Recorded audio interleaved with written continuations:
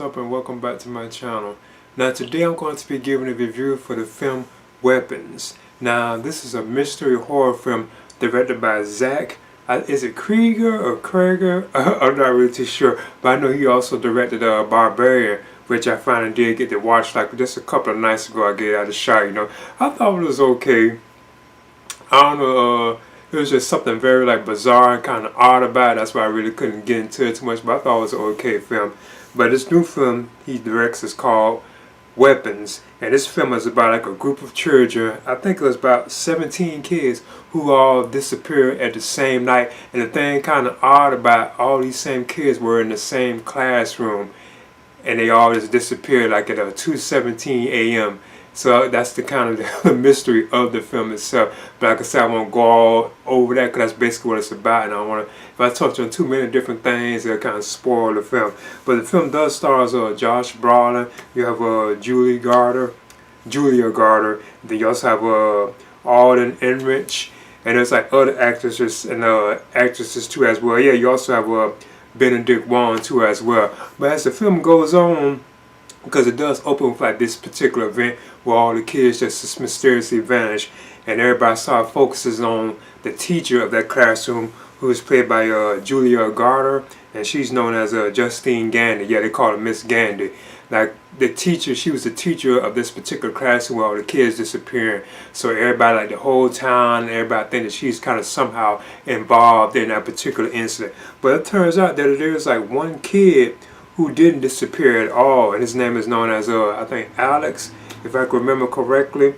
And he's like the one that didn't disappear at all. His name is, he's played by Carrie Christopher. And Alex was the only kid in Miss Gandy, or you can say Justine's class, that didn't disappear. So they're trying to figure out why he didn't disappear, but all the other kids had disappeared. But as the film goes on, you get to see like more and more events explaining what was going on. And it does at times feel very similar to like how Barbarian was.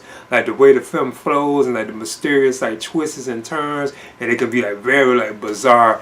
There's even like moments where it's like things it does, but it doesn't really need an explanation.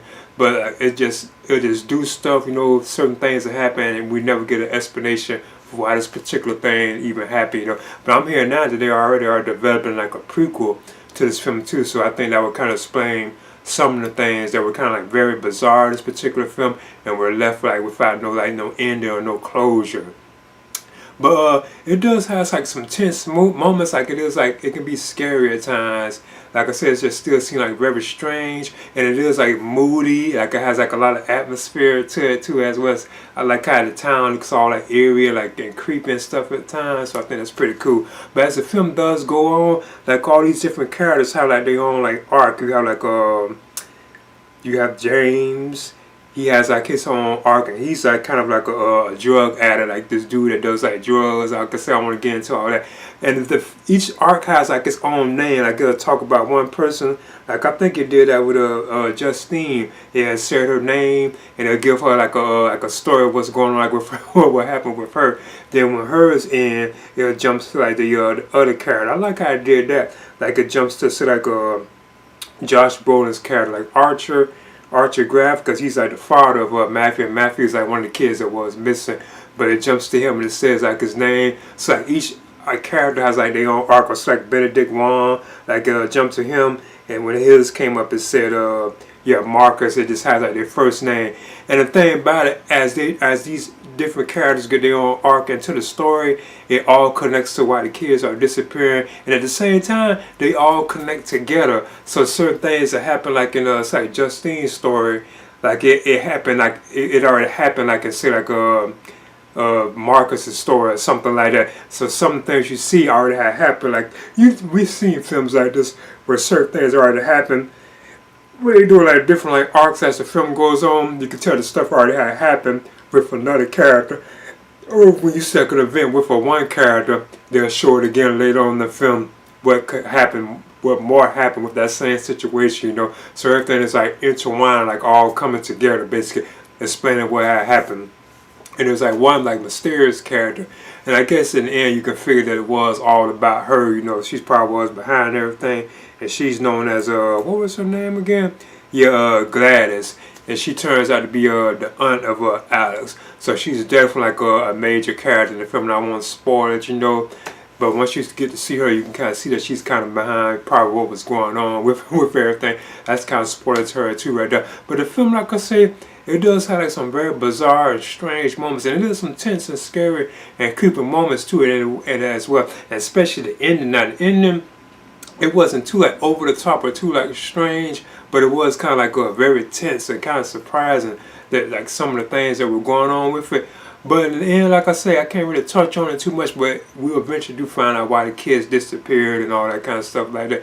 And I thought the ending was kind of decent, and it was a much better film, for my opinion, than Barbarian was, and it feels very similar to that. Once it gets to like the second, going to like third act, the second and third acts of the film, it does get very like bizarre and like strange, you know. And like I said, it's like what really kind of throws it off, and this is okay.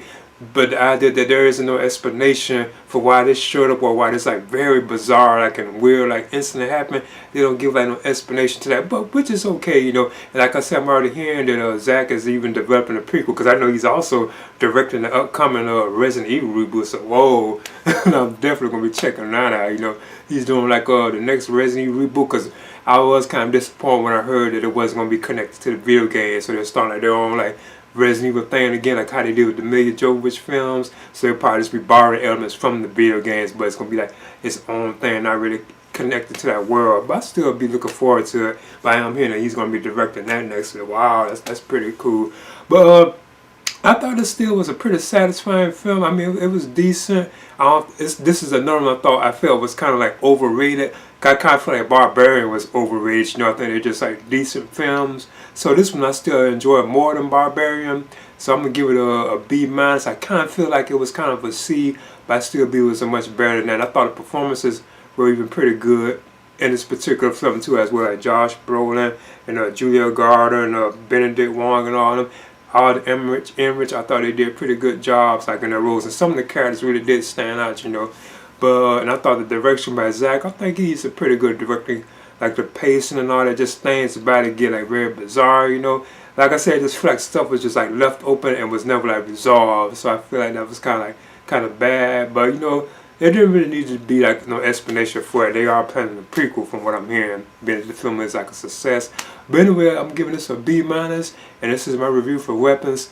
Please leave a comment and subscribe to as well.